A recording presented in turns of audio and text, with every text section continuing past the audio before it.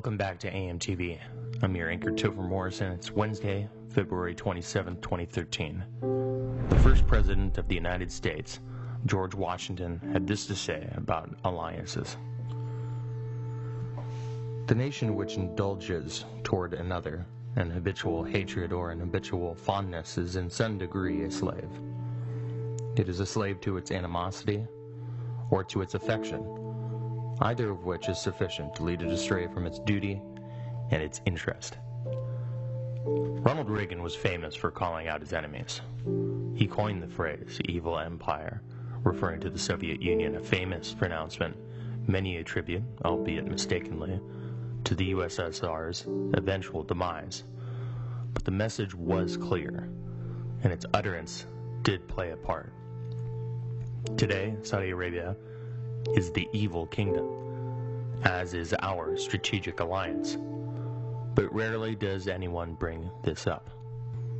It is the most militarized country on earth, quietly seeking nuclear weapons here and there, and replete with Orwellian magistrates.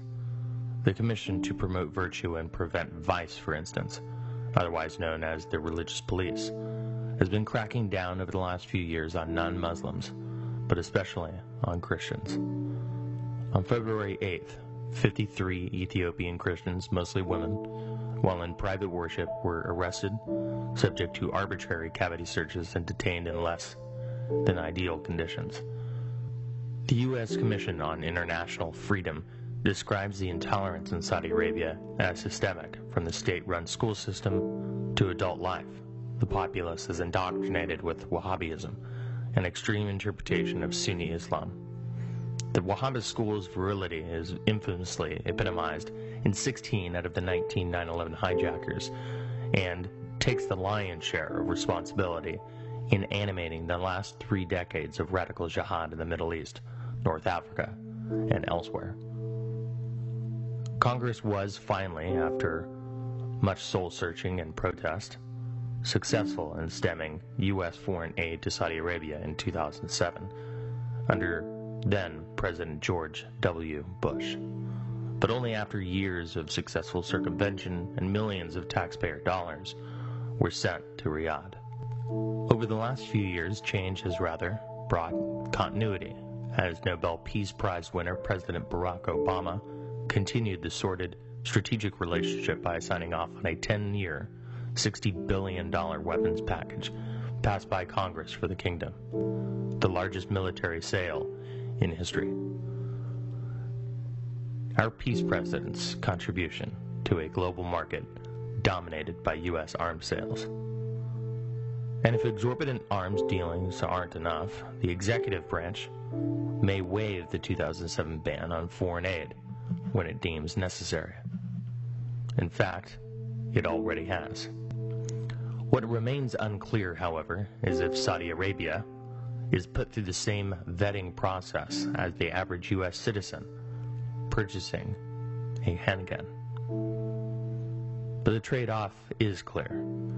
While we may purchase Saudi oil while we have sources of our own, and while we may use their land for secret drone bases an American president forces his surrogates not to admit exist, and we may ignore oppressive practices of not only the government of Saudi Arabia, but the dark shadow state looming over the region, the United States has made a deal of sorts with the devil.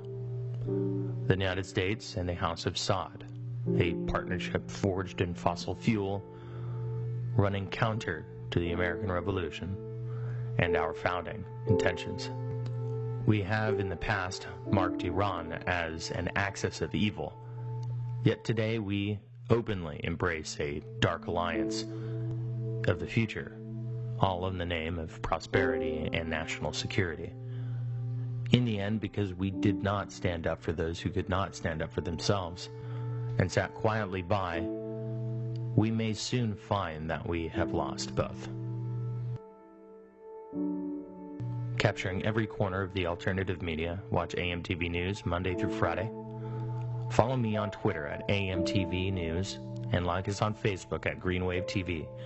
Use the links below to visit our source material, and for more videos like these, Visit amtvmedia.com, part of the AMTV network, the voice of independence.